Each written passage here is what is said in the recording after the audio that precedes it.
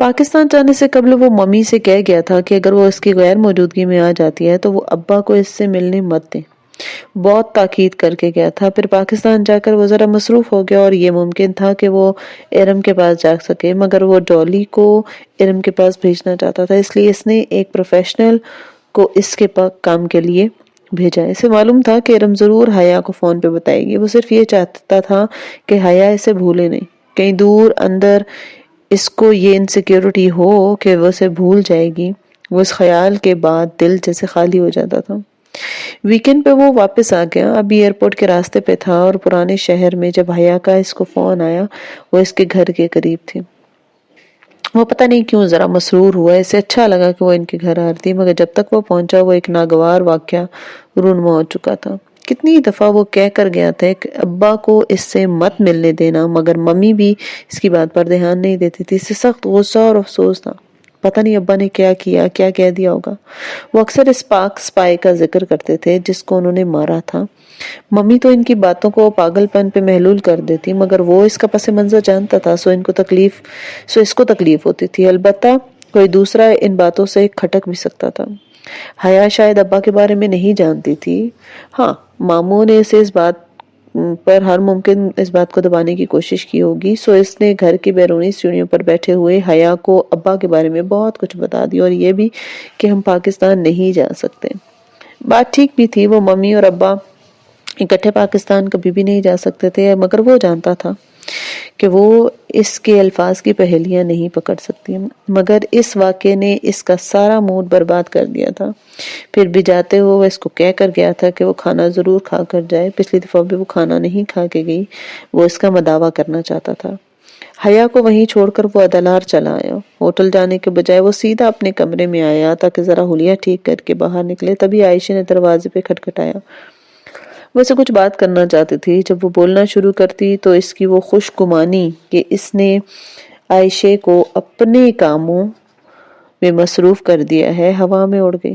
یہ واقعتاً اس کے لیے مصیبت تھی کہ کیا پاشا بھی کوئی تم سے رابطہ ہے؟ میں نے تمہیں پچھلے برس سے اسے دیکھا ہی نہیں.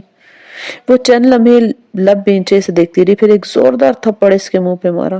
اسے عائشہ سے کبھی یہ امید نہیں تھی. لمحے بھر کو وہ خود بھی سناٹے میں رہ گیا. تم دنیا کے سب سے بڑے جھوٹے انسان ہو. تم نے خود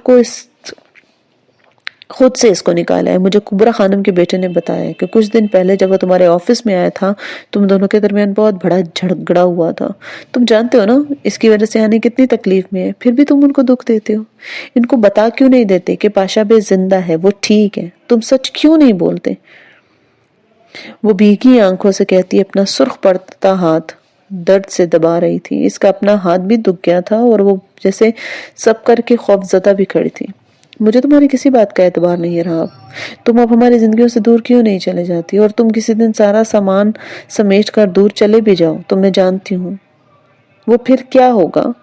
آنے وہ کتنا ہرٹ ہوں گی. اور میری بہن سے تکلف مت ہوا کرو. میں نہیں چاہتی کہ وہ تمہاری وجہ سے ہرٹ ہو. سنا تم نے؟ جہاں نے اس کے انداز میں ہاتھ اٹھا کر دروازے کی طرف اشارہ کیا. نکل جاؤ اس کمرے سے، ابھی اسی وقت نکل جاؤ. میں تمہاری شکل بھی نہیں دیکھنا چاہتا. وہ چلی گئی. تقریباً بھاگتی ہوئی کمرے سے نکل گئی اور اس کے جانے کے بعد جہاں نے رخسار کو چھوا. کیا یہ صلہ ہوتا ہے قربانیوں کا؟ ساری زندگی غارت کر دو اور بدلے میں کیا ملا؟ گالیاں، تھپڑ، لعنت اور ملامت. مگر نہیں، انسان تو کبھی کسی چیز کا صلہ دے ہی نہیں سکتا. پھر اس کے رویے کا افسوس کیا کرنا. رات کھانے کے بعد وہ بہت سوچ کر عائشہ کے پاس پچھلے باغیچے میں آئے. وہ اپنی ورک ٹیبل پہ کام کر رہی تھی. اسے بس نظر اٹھا کر دیکھا اور خاموشی سے کام کرنے لگی. وہ اسے مزید جھوٹ بول کر آرام نہیں کرنا چاہتا تھا، سو اس نے سچ کی ذرا سی ملاوٹ کر کے اسے بتایا کہ وہ دراصل ترک انٹیلیجنس کے لیے کام کرتا ہے. اس کی اور پاشا بے کی یہی ڈیل تھی، اس لیے وہ ساتھ کام کرتے ہیں. مگر پاشا بے گرفتار ہو گیا اور اگر آنے کو یہ بتایا تو وہ زیادہ ہرٹ ہوں گے. ہاں، وہ پاشا بے سے اس دن جھگڑا ضرور تھا، مگر اس لیے کہ وہ چاہتا تھا کہ طیب حبیب پاشا آنے سے آ کر مل لے. مگر پاشا اپنی مجبوریوں کا رونا روئے جا رہا تھا جس کی وجہ سے وہ آنے سے نہیں مل سکتا تھا. کون سی مجبوریاں؟ اگر وہ جیل سے رہا ہو گیا تو وہ یہاں کیوں نہیں آ سکتا؟ دیکھو وہ رہا نہیں ہوا، وہ وہاں مفرور ہے، اب وہ انڈر گراؤنڈ ہے، اس اتنا آزادی سے نہیں گھوم پھر سکتا، مگر بہت جلد وہ واپس آ جائے گا۔ لیکن یہ جیل والی بات تم وعدہ کرو کسی کو نہیں بتاؤ گے۔ اس نے سنجیدگی سے کہا تو عائشہ نے وعدہ کر لیا اور معذرت بھی، مگر اس نے عائشہ کی معذرت کو قبول نہیں کیا۔ آخر میں اس نے بہت سختی سے کہا مجھے تمہارے رویوں سے نا بہت دکھ پہنچا ہے، میں اپنا کام ختم کر لوں نا، تمہارے خاندان کا پیسہ اور روپیہ جو بھی ہے نا لٹا کر یہاں سے چلا جاؤں گا، اور تم یا تمہاری بہن سے بے تکلف نہیں ہوں گا، لیکن تمہاری اس بدتمیزی کو بھلانے کے لیے مجھے بہت وقت لگے گا عائشہ، سوری۔ ایک دفعہ پھر وہ بنا کچھ کہے اٹھ گیا اور عائشہ کو مصروف کرنے میں کامیاب ہو گیا تھا۔ اب کتنے ہی دن وہ اس ندامت سے باہر نہیں آئے گی۔ Good, very good. ویلنٹائن کی رات اس نے ہاشم کے ذریعے حیا کے کمرے کے باہر پھول رکھوائے، البتہ آج اس نے کاغذ پہ اپنے پیغام کے نیچے لائم انک سے اسے ARP لکھ دیا، ساتھ میں اس نے کاغذ کو ذرا لائم کی خوشبو کا اسپرے کر کے بند کیا تھا تاکہ وہ کھولے تو وہ گیلا محسوس ہو اور وہ اسے آنچ دکھائے۔ پتہ نہیں وہ ARP سے کیا اخذ کرے گی۔ اس نے ARP کے نام کی تختی عدلار میں اپنے آفس کے باہر بھی لگا رکھے تھے۔ لوگ اس کو عبد الرحمن پاشا کا مخفف ہی اخذ کرتے تھے، جبکہ وہ اس سے اپنے کوڈ نیم ایجنٹ روز پیٹل مراد دیا کرتا تھا۔ شاید اس لیے عبد الرحمن پاشا کی حیثیت سے کام کرتے ہوئے وہ کبھی نہیں بھول سکتا تھا کہ اس کی اصلیت کیا ہے۔ مگر ایک بات نا اس کو بہت تنگ کر رہی تھی کہ حیا کو کس نے بتایا کہ عبد الرحمن پاشا کون ہے اور وہ عدلار میں بہت مشہور ہے۔ مگر استنبول تو ایک پوری دنیا تھی نا، وہاں اس کو کم ہی لوگ جانتے تھے۔ یقیناً وہ کبھی کسی ایسے شخص سے ملی ہوگی جس کا عبد الرحمن پاشا سے ماضی میں کوئی واسطہ رہا ہوگا۔ جو بھی تھا یہ دنیا واقعی گول تھی، مگر وہ صرف یہ جاننا چاہتا تھا کہ کیا وہ یہ جانتی ہے کہ جہاں ہی عبد الرحمن ہے۔ وہ ایک دن ضرور اسے بتائے گا، مگر اس دن کے آنے تک اس چیز کو راز میں رکھنا ہوگا، جب تک وہ یہ نہ جان لے کہ دو زندگیوں کے سفر میں وہ ایک ساتھ چلتے ہیں یا نہیں۔ ہاں، تب تک وہ ایک اچھے ایجنٹ کی طرح اپنے عدلار کے کور کو استقلال اسٹریٹ والے کور سے الگ رکھے گا۔ بہارے سے اس نے واقعی بے تکلف ہونا چھوڑ دیا تھا۔ عائشہ سے وہ خود سے مخاطب کبھی نہیں ہوا تھا۔ آج کل ویسے بھی عدلار میں حالات اتنے اچھے نہیں تھے کہ وہ زیادہ کہیں وقت گزارتا۔ اسے معلوم تھا کہ طیب حبیب یا پاشا پھر کسی دن جھگڑا کرنے تک پہنچ جائے گا۔ لالچ انسان جو ہوتا ہے وہ صبر نہیں کر پاتا، مگر وہ پھر نہیں آیا۔ لیکن ایک دن ساتھی عورت کو برگر کنگز اس سے بات کرنے کے لیے بھیج دیا۔ پاشا بے فوری طور پر کسی دوسرے ملک میں سیٹل ہونا چاہتا تھا، مگر اسے اس کی فیملی سمیت یہاں سے ابھی بھیجنا جہاں کے لیے مسائل پیدا کر رہا تھا۔ وہ کافی دیر اس کو ساتھی خاتون سے بحث کرتا رہا کہ وہ انتظار اور اعتبار کرنا سیکھے، مگر گفتگو تلخ سے تلخ ہوتی جاتی، ساتھ ہی بار بار اس کا موبائل الرٹ دے رہا تھا۔ بالآخر اس نے گفتگو درمیان میں روک کر موبائل دیکھا۔ اس کا ٹریسر الرٹ تھا کہ اس کی بیوی قریب ہی ہے، استقلال اسٹریٹ کے دہانے پر۔ اللہ اللہ، یہ ساری عورتیں لڑنے کے لیے آج ہی ان سب کو یہ دن ملا تھا۔ وہ جی بھر کے بیزار ہوا تھا۔ یہی ڈر تھا اسے اپنی ذاتی اور کاروباری زندگی کو الگ الگ رکھنے کی کوشش میں کچھ غلط نہ ہو جائے۔ اس کے کاروباری لوگ اس کی ذاتی زندگی سے وابستہ کسی لڑکی کو دیکھیں، دوسرے معنوں میں اس کی کوئی کمزوری پکڑنے کی کوشش کریں۔ یہ وہ آخری چیز تھی جو وہ چاہتا تھا۔ تبھی وہ فوراً نباہت، پاشا بے کے ساتھی خاتون کا نام تھا، سے کھلی فضا میں بات کرنے کا کہہ کر باہر نکلا، مگر پھر بھی اس کے سامنا حیا سے ہوگا کیونکہ وہ سامنے سے آ رہی تھی۔ وہ اکیلی تھی اور اس کو دیکھ کر اس کے چہرے پہ جو چمک آئی تھی وہ اس نے دیکھ لی تھی۔ وہ جیسے اس کو اپنے سامنے پا کر بہت خوش تھی۔ وہ یقیناً اس سے ملنے آ رہی تھی، مگر وہ نہیں چاہتا تھا کہ نباہت اس کے بارے میں کچھ جانے، اس لیے اسے سختی سے حیا سے بات کر کے اسے خود سے دور کرنا پڑا۔ مزید مسائل پالنے کا وہ متحمل نہیں تھا، مگر اس کا اپنا بہت دل دکھیا گیا تھا جب وہ واپس مڑنے سے پہلے اس نے آخری بار حیا کی آنکھوں میں آنسو دیکھے۔ وہ بری طرح سے ہرٹ تھی اور یہ بات اب جہاں کو بہت ہرٹ کر رہی تھی۔ کچھ دن اس نے صبر کیا، پھر سوچا جا کر اس سے معذرت کر لیں۔ پتہ نہیں کیوں، مگر وہ اس لڑکی کو دکھی نہیں دیکھنا چاہتا تھا۔ بھلے ان دونوں کا رشتہ قائم ہو یا نہ ہو، وہ اس کو ہرٹ نہیں کرنا چاہتا تھا۔ وہ اس کے ڈورم کا نمبر وغیرہ سب जानता था, मगर फिर भी इसने मम्मी से फोन करवा के फातिमा मामी से डोरम ब्लॉक और कमरे का नंबर मालूम करवाया ताकि वो बाद में वजाहत कर सके इसे डोरम नंबर किस तरह से पता चला। जब इसे वक्त मिला तो एक शब वो सुबहानी चला आया।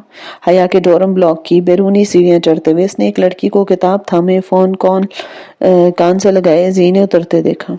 स्कार्फ में लिपटा वो दूधिया चेहरा और सुरमई आंखें। वो बज़ाहिर तेज से ऊपर चढ़ता गया, मगर इसकी याददाश्त बहुत अच्छी थी। इसे बता रही थी कि इस लड़की को इसने पहले भी कहीं देखा है, मगर कहाँ, कब और कैसे। वो यही सोचता हुआ ऊपर आया और इन्हीं सोचों में गलता इसने अपने अजली बिना चाप पैदा किए अंदाज में चलते हुए कॉमन रूम का दरवाजा जोर से धकेला, और फिर जो हुआ वो बहुत बुरा था।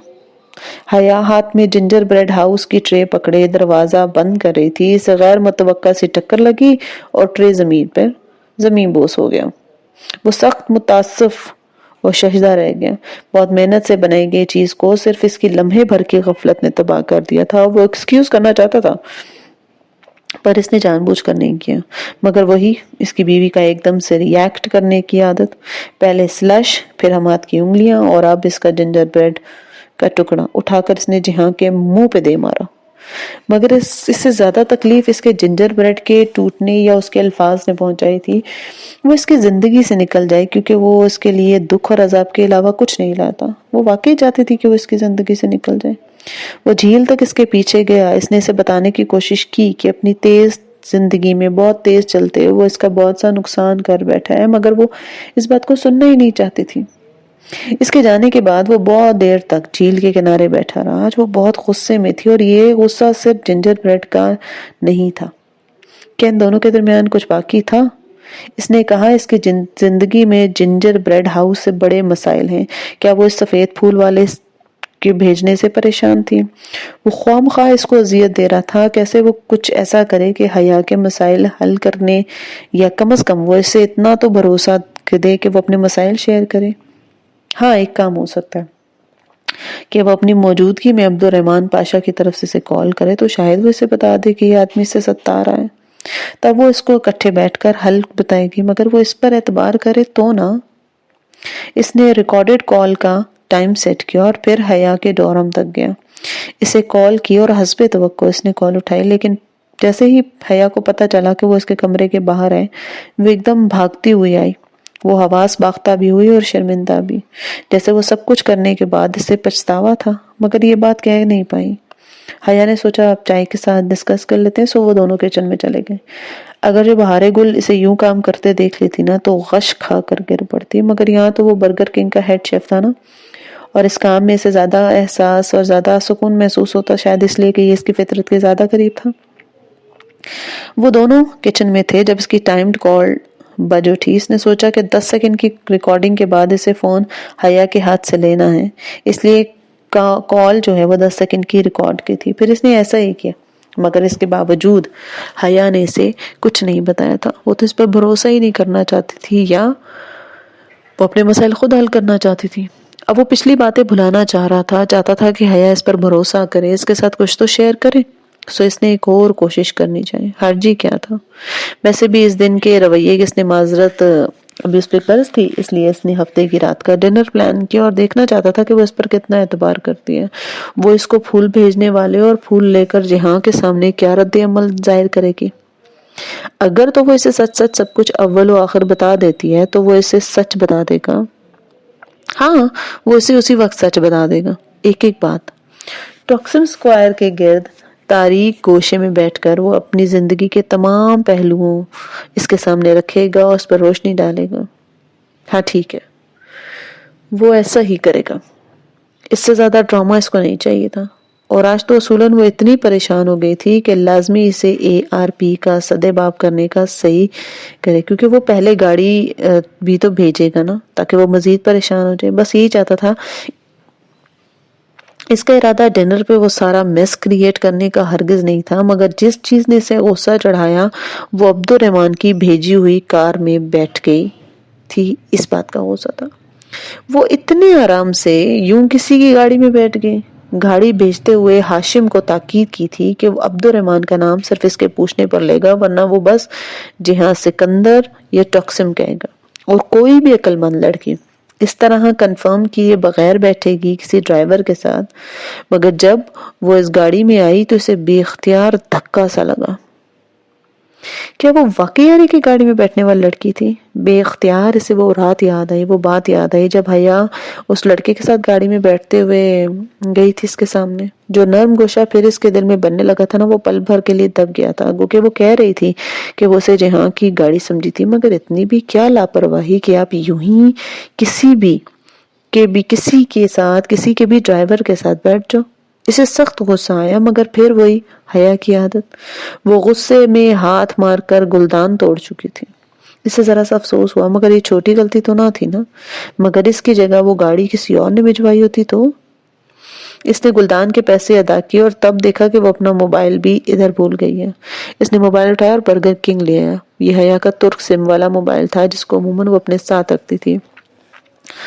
اب کل وہ ادالار جائے گا تو وہاں پر رکھے سرویلنس آلات میں سے ایک اچھا سا ٹریسر اس میں لگا دے گا۔ یہی سوچ کر وہ اس کا موبائل بیوق ادا لے آیا تھا۔